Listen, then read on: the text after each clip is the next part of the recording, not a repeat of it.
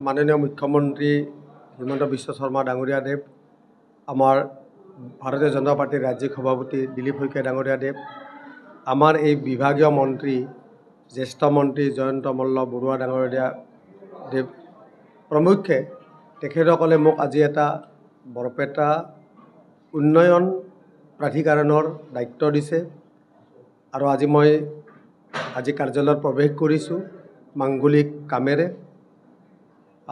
তেখেতসকলে যি ভাবি মোক দায়িত্বটো দিছে সেই দায়িত্ব পালন কৰাৰ কাৰণে মই য'ত পৰিণতি চেষ্টা কৰিম।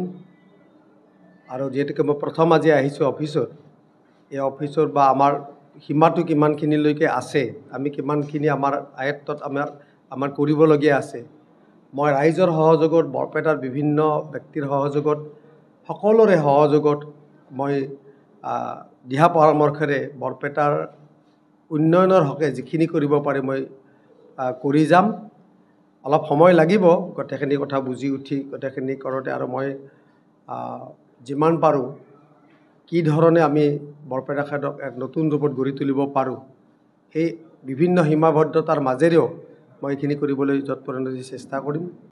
আৰু বৰপেটাৰ পুৰণি চহৰ আৰু বৰপেটাৰ উন্নয়নৰ কাৰণে সকলোৱে বিচাৰে, উন্নয়নটো বিচাৰে, বৰপেটাৰ এটা নতুন ৰূপত গঢ়াটো বিচাৰে। মই সকলোৰে চেষ্টাত, সকলোৰে আশীৰ্বাদত এইখিনি কৰিব পাৰিম বুলি মোৰ বিশ্বাস আছে।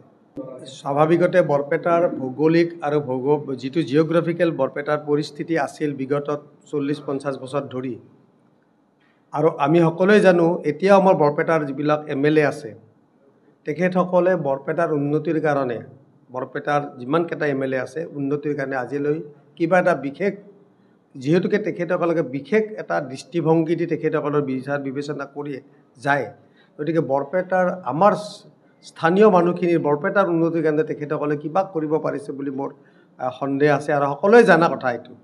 গতিকে আমাৰ দলে এইটো ন্যস্ত কৰিছে। এইবাৰ আমাৰ যিহেতুকে আমাৰ নতুনকৈ আমাৰ সমষ্টি পুনৰ নিৰ্বাচনৰ পাছত নতুন সমষ্টি এটা পাইছোঁ, বৰপেটা LAC-টোও পাইছোঁ আমি। SC হিচাপে আমাক সুৰক্ষাৰ দিশত এটা SC হিচাপে আমাক এই সমষ্টিটো পাইছোঁ।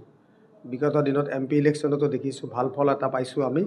গতিকে মোৰ বিশ্বাস এইবাৰ আমাৰ অসমীয়া স্বাভিমান থকা ব্যক্তিয়ে যদি আমাক যদি প্ৰতিনিধিত্ব কৰিব পাৰে বৰপেটাৰ পৰা, মোৰ আৰু তেখেতসকলৰ সহযোগত আমি আগবাঢ়ি যাব পাৰিম, মোৰ দৃঢ় বিশ্বাস।